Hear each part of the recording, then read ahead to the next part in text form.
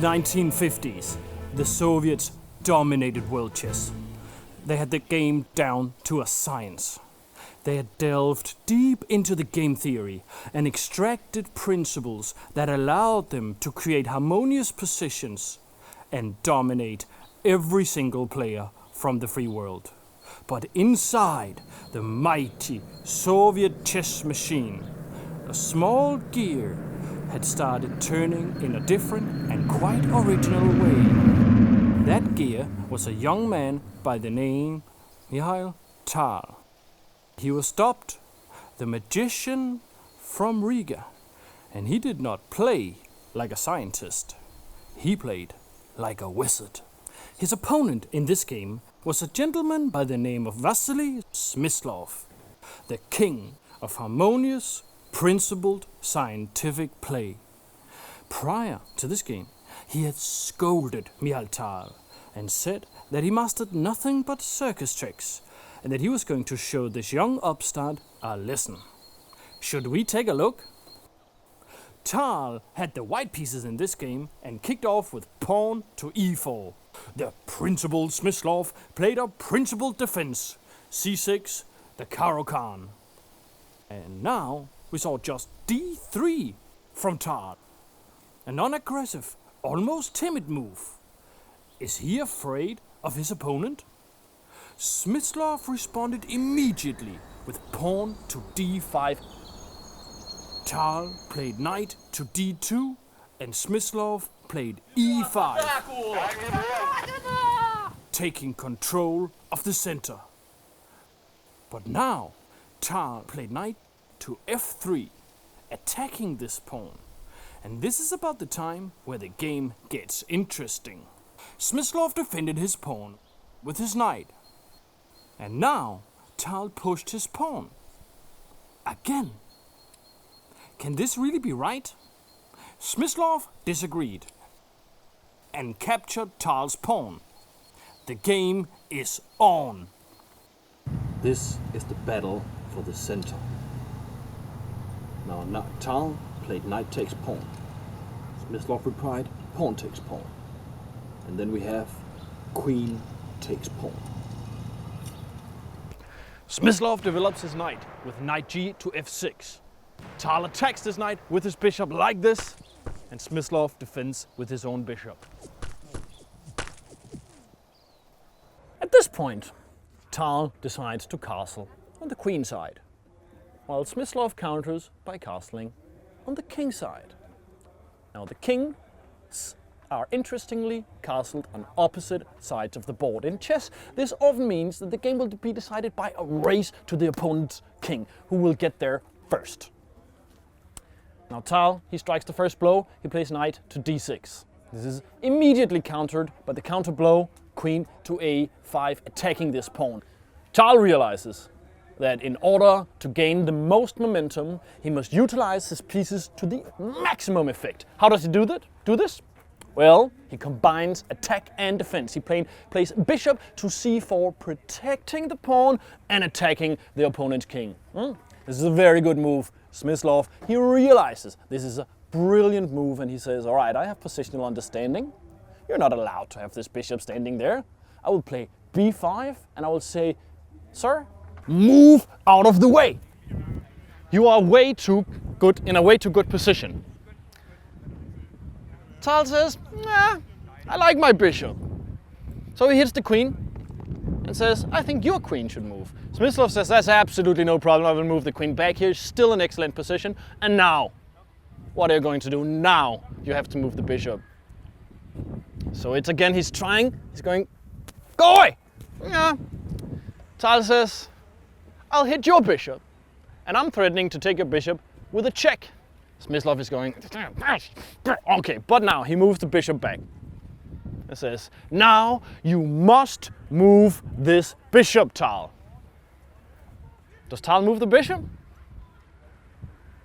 Tal played queen to h4, sacrificing the bishop, because this queen is ready to attack. At this point, the battle gets very tense. Smyslov says, all right, blood on the board. Smyslov can hold back no longer. He says, this piece that you have been offering me, dangling in front of me, for many consecutive moves, I'm going to take that now. Now this bishop is very nice for him to have. He's a full bishop ahead in the material count. Now remember that this bishop was not only an attacking piece for Tal, it was also defending this very important pawn. Does Tal have some counter sacrifice? Does Tal have some check, something spectacular? No, not really. He just plays the ultra subtle queen to g5. And he says, you have a piece, you have an attack, but my attack is faster than yours. So we can see that the race is on. Smyslov says, I want to get there first. I will give a piece back in order to speed up my attack. I will not let you have all the fun. So he plays knight over here.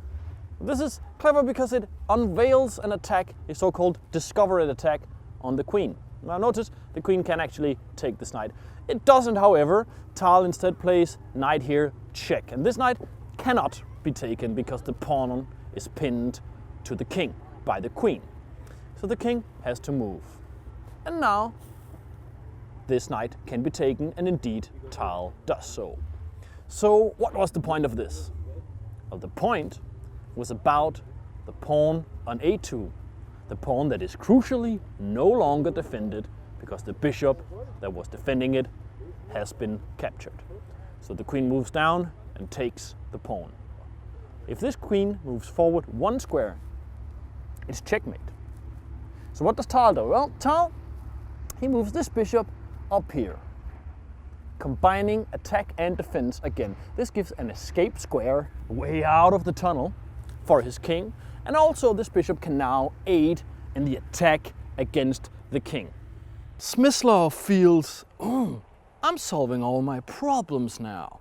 Elegantly, he plays knight to f6, attacking the queen with a tempo, saying, oh Tal, am I repelling your precious attack? But now we see a hammer blow from the magician from Riga. He plays queen takes f7. What? Why not just rook takes queen? Well, if rook takes queen, there is a little surprise. Rook to the back rank.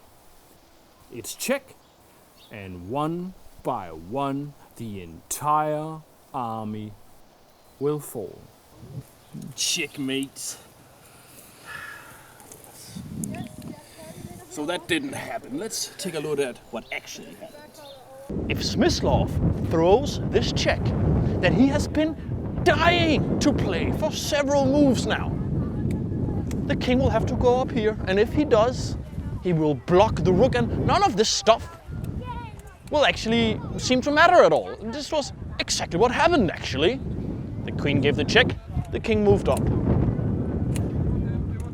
Notice, though, that this rook attacks Smyslov's queen. So when he takes Tal's queen with the rook up here, Tal has time to recapture with his knight, crucially checking Smyslov's king, and the king has to move, and when it does, Tal can recapture the queen.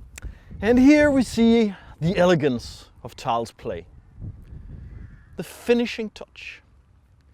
When the king captures the knight, this other knight jumps in, delivers a check, the king moves, and this pawn falls. And as such, we are left on this grand battlefield. And Smyslov, as a true general, knows when he is outnumbered. He's left with an army in retreat and a bad position.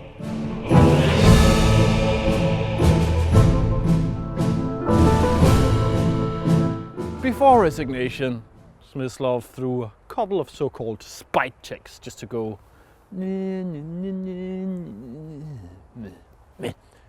So it's like check with the knight, king moves up, check with the bishop, bishop intercepts. And you can see Tal covers everything. He has a tremendous position, no weaknesses. He has won an exchange, which is a rook for a minor piece, and he's also a full pawn ahead. So at the top grandmaster level, the position is easily winning for white. Smyslov resigns. The opponent is defeated and he can move on to future battles.